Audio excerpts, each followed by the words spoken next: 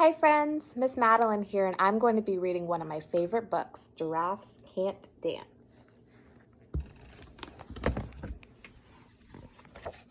Giraffes Can't Dance. Gerald was a tall giraffe whose neck was long and slim, but his knees were awfully crooked and his legs were rather thin. He was very good at standing still and munching shoots off trees, but when he tried to run around, he buckled at the knees. Now, every year in Africa, they hold the jungle dance, where every single animal turns up to skip and prance.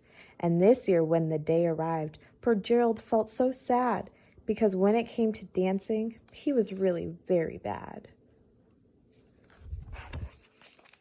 The warthogs started waltzing, and the rhinos rocked and rolled. The lions danced a tango that was elegant and bold. The chimps all did a cha-cha with a very Latin feel, and 8 baboons then teamed up for a splendid Scottish reel. Gerald swallowed bravely as he walked toward the floor, but the lions saw him coming, and they soon began to roar. "Hey, look at clumsy Gerald," the animals sneered. "Giraffes can't dance, you silly fool. Oh, Gerald, you're so weird."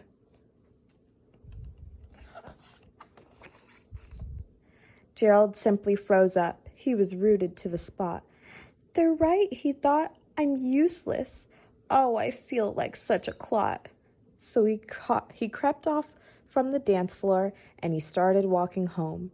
He'd never felt so sad before, so sad and so alone. Then he found a little clearing and he looked up at the sky. "The moon can be so beautiful," he whispered with a sigh.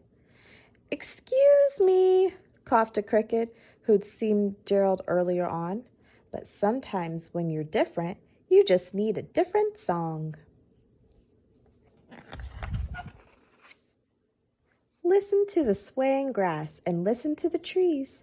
To me, the sweetest music is those branches in the breeze." So imagine that the lovely moon is playing just for you. Everything makes music if you really want it to.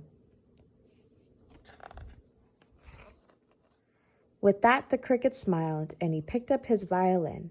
Then Gerald felt his body do the most amazing thing. His hooves started shuffling, making circles on the ground.